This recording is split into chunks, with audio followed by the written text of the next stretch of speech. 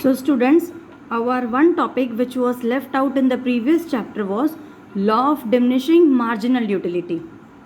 Now relating to this, already one topic we have studied, so it won't be very difficult for you to understand. See, law of diminishing marginal utility is a very important topic from exam point of view. See children, all of you people know what is the meaning of utility. Utility means what? Want satisfying power of a commodity. And marginal means what? Satisfaction which is derived from the each unit which is consumed. Means single unit जो हम consume करते हैं उससे जो satisfaction मिलता है that is known as marginal utility. Both the things I have explained in my earlier videos also, but still I am explaining. Now see what is the definition. Now all of you know whenever any law we are studying, हम एक definition पढ़ते हैं, then assumptions, then schedule and then graph. This much you have to do about any law. So what does the definition says? When a consumer consumes a particular commodity, मतलब अगर कोई भी consumer एक किसी commodity को consume करता है continuously, understand the word continuously is very important over here, then the utility derived, अगर कोई consumer किसी particular commodity को continuously use करता है तो उससे मिलने वाला सेटिस्फैक्शन, यूटिलिटी मतलब क्या अभी मैंने बताया, वांट सेटिस्फाइंग कैपेसिटी. सो उससे मिलने वाला जो सेटिस्फैक्शन है फ्रॉम ईच सक्सेसिव यूनिट, मतलब हर यूनिट को कंज्यूम करने के बाद that utility which is derived from each successive unit, it will go on diminishing. Diminishing मतलब क्या होता है? Declining, right. So this is the definition. Now see the assumptions. Now every law has got some assumptions. I already told you in my earlier video, assumptions are what? That some things in economics we have to keep constant. मतलब कुछ points economics में हमें constant रखने पड़ते हैं जिसको हम assume करके चलते हैं कि ये ऐसा होता ही है, उसमें आप कोई changes नहीं कर सकते, ये ऐसा क्यों है मैम, वैसा क्यों है. So assumption मतलब some things, some points are constant. तो first assumption क्या है कि units consumed must be homogeneous. See students, homogeneous means what? एकदम सेम टू सेम. आपको याद होगा मैंने आपको एक एग्जाम्पल दिया था ग्लास ऑफ वाटर का, ठीक है. When you are coming from outside and you are drinking a glass of water, so glass of water means what? When you are drinking the first glass of water, second glass of water you should also drink from the same glass. Glass की size change नहीं होनी चाहिए, ठीक है. Second point, units consumed must be of standard size. Standard size means एक particular size होना चाहिए किसी कमोडिटी का कि हम उसी को कंटिन्यूसली यूज़ कर रहे हैं. Units consumed must be continuous. Continuous मतलब जैसे मैंने वो एग्जांपल दिया था ग्लास ऑफ वाटर का कि आप बाहर से आ रहे हो, आपने एक ग्लास पानी पिया, उसके बाद आपको कुछ सेटिस्फैक्शन मिल गया, लेकिन मान लो उसके बाद आपने जो सेकेंड ग्लास ऑफ वाटर है, you are drinking that glass of water after 1 hour, नहीं, तो उससे मिलने वाला सेटिस्फैक्शन लॉ में काउंट नहीं होगा. Fourth point is only one commodity must be consumed eight a time. Means eight a time आपने अगर पानी का ग्लास पिया है, आपको प्यास लगी है तो आप पानी पी रहे हो, तो ये नहीं कि आपने पहले एक ग्लास पानी पिया फिर उसके बाद दूसरा ग्लास जूस का पी लिया. No, at a time only one commodity must be consumed. Fifth point is what? Income must be constant. Income must be constant मतलब क्या होता है कि इनकम जो है कांस्टेंट नहीं होगी तो हमारी दूसरी कमोडिटी में हमारा ध्यान चला जाएगा. इसलिए क्या होना चाहिए? इनकम हमेशा कांस्टेंट होनी चाहिए. And last point is no substitute और कॉम्प्लीमेंट टू बी इंट्रोड्यूस. इसका एक छोटा सा दूसरा एग्जाम्पल मैं देती हूँ. मान लो आप समोसा खा रहे हो, तो आपने जो फर्स्ट समोसा खाया वो आपने ऐसे ही प्लेन खा लिया बिना किसी चटनी या बिना सॉस के साथ, तो उससे मिलने वाला सेटिस्फैक्शन वो आपको अलग होगा. मान लो आप सेकेंड समोसा जब कंज्यूम कर रहे हो तो उस टाइम पे आपको लग रहा है कि नहीं, मुझे इस समोसे के साथ कोई चटनी या सॉस लेना है, तो उसके बाद आपने क्या कर दिया, यहाँ पे एक कॉम्प्लीमेंट इंट्रोड्यूस कर दिया उस कमोडिटी के साथ. कौन सा कॉम्प्लीमेंट? पहले आपने समोसा बिना चटनी के साथ खाया, सेकेंड टाइम आप समोसा किसी चटनी के साथ खा रहे हो. इट मीन्स नो सब्सटीट्यूट और complement should be introduce in the law of diminishing marginal utility. क्योंकि अगर आप कॉम्प्लीमेंट यूज़ करते हो तो उससे मिलने वाला सेटिस्फैक्शन वो चेंज हो जाएगा.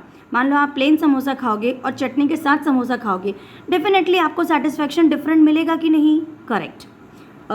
Let me give you few more examples. इसी लॉ का मैं एक एग्जाम्पल आपको और देती हूँ. Suppose there is a hungry man. एक कोई बहुत हंग्री मैन है और हमने उसको एक एप्पल दिया है खाने के लिए, ठीक है. ध्यान से सुनो. उस एप्पल से उसको बहुत ज़्यादा सेटिस्फैक्शन मिलेगा क्योंकि वो बहुत हंग्री है, उसे बहुत भूख लग रही है. तो उससे जो उसको यूटिलिटी मिलेगी वो क्या होगी? वो उसके लिए बहुत ज़्यादा होगी. फिर आपने उसको सेकंड एप्पल और दे दिया कि लो भाई एक एप्पल और खा लो, ठीक है, उसके बाद उसको सेटिस्फेक्शन मिल गया। फिर आपने उसको थर्ड एप्पल और दे दिया, उसका मन नहीं था लेकिन तो भी उसने वो एप्पल खा लिया, तो वो सेटिस्फेक्शन जो उसकी जो हंग्री वो जहाँ फर्स्ट एप्पल खाने में था, तो क्या थर्ड एप्पल खाने में उसको उतनी भूख होगी क्या? नहीं होगी, तो उसको कोई सेटिस्फेक्शन उससे नहीं मिलेगा। फिर फाइनली आपने उसको फोर्थ एप्पल दे दिया, ज़बरदस्ती हम उसको एप्पल दे रहे हैं कि नहीं तुझे खाना होगा, तो उसके बाद कौन सा सेटिस्फेक्शन उस इंसान को मिलेगा? He will get zero satisfaction, क्योंकि उसको बिल्कुल भी एप्पल खाना नहीं था, but forcefully he has eaten. मान लो आपने उसके बाद फिफ्थ एप्पल और दे दिया कि नहीं तुमको ये एप्पल खाना ही है, जैसे मैंने ग्लास ऑफ वाटर का एग्जाम्पल दिया था, सेम उसी तरह। तो जब उस पर्सन ने फिफ्थ एप्पल को कंज्यूम किया तो उसको कैसा, वो बिल्कुल खाने की इच्छा नहीं थी, मान लो उसने उस एप्पल को वॉमिटिंग कर दिया, उसको कोई अच्छा नहीं लगा, तो उससे मिलने वाला सेटिस्फेक्शन कैसे चला जाएगा? ज़ीरो के बाद negative, it will go in minus. Understood? ये एक और एक एग्जाम्पल हो गया। एक और एग्जाम्पल ले लो, सपोज आप लोग कहीं हॉलीडेज़ में घूमने जा रहे हो, for example you are going to Shimla for the first time. If you are going to Shimla you will get a very good satisfaction, you will enjoy more. Second time if you are going to the same place, you will not means you won't like it, but still you will go, you will say okay we can go, but very means little less satisfaction you will get. मान लो third time आपको फिर से शिमला जाना पड़ा holidays के लिए, that time what will happen? आपको बिल्कुल भी मन नहीं होगा, but still you will think okay let it be, you will get less and less satisfaction. Fourth time again when you go, what will happen? You will get zero satisfaction. Then in fifth time again when you are going to the same place, what will happen? You will not get any satisfaction and your satisfaction level will go to negative. So this is students' law of diminishing marginal utility. I hope this definition and assumptions you have understood. Now let us see the schedule and the diagram. Now see, this is one schedule I have taken, quantity 1 2 3 4 5 6 7, right? See, when we are consuming first apple, ठीक है, first Apple जब हम consume कर रहे हैं तो we are getting how much satisfaction? Marginal utility over we are writing, okay. Marginal utility का मतलब क्या है? Satisfaction which is derived from single unit. तो वन एप्पल जब हम खा रहे हैं तो हमें कितना सेटिस्फेक्शन मिल रहा है? 10 यूटिल्स का। I hope you remember this word utils ना, I explained in my earlier video. This is the measure, this is the utility, means इससे हम मेजर करते हैं utility. So 10 utils you are getting. When you are eating second apple you are getting 8 util satisfaction. Definitely हमारी marginal utility क्या हो रही है? धीरे धीरे कम हो रही है। थर्ड एप्पल जब हम कंज्यूम कर रहे हैं we are getting 6 utils of satisfaction. Fourth apple पे we are getting 4 utils. By taking fifth apple we are getting 2 utils of satisfaction. जब हमने 6 एप्पल खा लिए तो हमें कितना सेटिस्फेक्शन मिला? 0। और जब सेवन्थ एप्पल हमने कंज्यूम किया so our satisfaction goes in negative, ठीक है। Now what is this total utility? Total utility इसी का सम होता है। What is this total utility? इसका मतलब हम इसी को क्या कर देते हैं? We are summing up this, right. Total utility is increasing at a decreasing rate. Total utility क्या है? Sum of marginal utility. और मार्जिनल यूटिलिटी पता है? Change in total utility due to an additional unit, right. So total utility first में हमारी same रहेगी 10, second में 10 + 8 18 हो गई, थर्ड में 18 + 6 24, then 24 + 4 28, 28 + 2 30, and in the sixth case 30 + 0 will how much? 30, और लास्ट केस में 30 - 2, so total utility will become what? 28, ठीक है। Now let us see the diagram, see the graph of this law of diminishing marginal utility. First I will explain you like this only without a schedule, then I will explain you with the schedule also. See, this is our x axis, this is y axis. On the x axis we are showing quantity consumed, and on y axis we are showing marginal utility and total utility. And as I told you, income is always constant, so here we are writing what? Price is constant, ठीक है। अब देखो यहाँ पे हमने इसको कैसे बनाया है। I have just drawn a line from here to here. इसका कुछ मतलब होता है, ऐसे ही नहीं मैंने बनाई है। मार्जिनल यूटिलिटी इसको ऐसे हमने दिखा दिया है कि इंक्रीज हो रही है, ठीक है। मार्जिनल यूटिलिटी क्या हो रही है? Marginal utility is going maximum and then it is decreasing. See in the schedule also you can see marginal utility यहाँ पे हाईएस्ट है, हाईएस्ट के बाद यहाँ पे डिक्रीज हो रही है, sorry this is total utility, हाँ टोटल यूटिलिटी की मैं बात कर रही हूँ। टोटल यूटिलिटी देखो धीरे धीरे धीरे इंक्रीज होती जा रही है, और उसके बाद यहाँ पे एक पॉइंट है, वो यहाँ पे कितनी हो गई total utility, it has become maximum, ठीक है।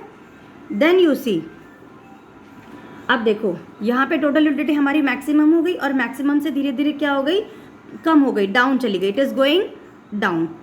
Then just see this marginal utility, देखो मार्जिनल यूटिलिटी यहाँ पे हमारी है, हम पहले यहाँ पे 10 थी, 10 के बाद 8, 8 के बाद 6, 6 के बाद 4, तो मान लो मार्जिनल यूटिलिटी हमारी ऐसे धीरे धीरे कम होती जा रही है, और फिर फाइनली 0 के बाद जो आता है वो नेगेटिव, इसके बाद वो नीचे चली गई, it means it has become negative. Have you understood this students? So total what can you see over here, total utility is increasing but at a time it is decreasing. Total utility क्यों है, यहाँ पे increase तो हो रही है, लेकिन but at a time it is decreasing also. ध्यान से देखो, टोटल यूटिलिटी यहाँ पे इंक्रीज हो रही है, एक जगह मैक्सिमम हो गई 30 पे, मतलब यहाँ पे 30 पे मैक्सिमम हो गई, और 30 से फिर 28 पे चली गई, इसीलिए 28 के बाद यहाँ पे मैंने शो किया है कि इट इज़ गोइंग डाउन। यहाँ समझ में आ गया? और marginal utility is continuously declining and at the time it is becoming negative. See, ये मार्जिनल यूटिलिटी है, it is continuously declining and at a time it is becoming negative. इसी चीज़ को ग्राफ पे शो करो, ये मार्जिनल यूटिलिटी है, ये धीरे धीरे डिक्लाइन हो रही, मतलब कम हो रही, इसलिए इसका ग्राफ नीचे जा रहा है, और बाद में नेगेटिव हो गई तो इसका ग्राफ क्या हो गया, और नीचे चला गया। समझ में आ गया सबको? कोई इसमें कन्फ्यूजन नहीं है। This is very important topic from exam point of view. यहाँ पे तुम्हें ये ध्यान रखना है, total utility is increasing at a decreasing rate. इसका क्या मतलब होता है, देखो ये टोटल यूटिलिटी है, ये इंक्रीज तो हो रही है, लेकिन इसका डिक्रीजिंग रेट है, मतलब पहले 10 थी, 10 के बाद 18 हो गई, मतलब 8 टाइम्स इंक्रीज हो गई, फिर 18 के बाद 24, मतलब 6 टाइम्स इंक्रीज हुई, 24 के बाद 28, मतलब खाली 4 टाइम्स इंक्रीज हो गई, मतलब total utility is increasing but it is increasing at a decreasing rate. उसका जो बढ़ने का रेट है वो क्या है, डिक्रीजिंग है। अब एक छोटा सा और टॉपिक है इसी में, relationship between this TU and MU। See, TU is positive, TU क्या है, अब इसी शेड्यूल को देख के आप लोग चलो, TU पॉजिटिव होती है तो सॉरी MU जब पॉजिटिव होती है तो TU इंक्रीज होती है। देखो MU यहाँ पे पॉजिटिव है तो TU क्या हो रही है, इंक्रीज हो रही है। समझ में? ये इन दोनों के बीच में रिलेशन है। जब मार्जिनल यूटिलिटी 0 हो रही है तो टोटल यूटिलिटी मैक्सिमम थी। ये देखो, जब मार्जिनल यूटिलिटी 0 थी तो टोटल यूटिलिटी मैक्सिमम थी कि नहीं थी, 30 पे थी कि नहीं। ये देखो, अब इसी पॉइंट को ग्राफ से भी समझना है। जब मार्जिनल यूटिलिटी 0 पे थी, ये देखो ये मार्जिनल यूटिलिटी है, ये यहाँ पे 0 पे है, तो टोटल यूटिलिटी कितनी है, मैक्सिमम पे। देखो सेम टाइम टोटल यूटिलिटी कहाँ पर है, मैक्सिमम पे। तो ये इन दोनों के बीच में रिलेशन हुआ। थर्ड पॉइंट, जब मार्जिनल यूटिलिटी नेगेटिव हुई, ये देखो जब मार्जिनल यूटिलिटी नेगेटिव हो गई तब टोटल यूटिलिटी डिक्लाइन हो गई। जब ये नेगेटिव हुई तो डिक्लाइन हो गई कि नहीं, वापस से देख लो। जब तुम्हारी मार्जिनल यूटिलिटी यहाँ पे आ गई, डिक्लाइन हो गई, तो टोटल यूटिलिटी क्या हो गई, डिक्लाइन। मार्जिनल यूटिलिटी नेगेटिव हो गई तो टोटल यूटिलिटी क्या हो गई, डिक्लाइन हो गई। So this was the relationship between TU and MU and law of diminishing marginal utility. Thank you for watching.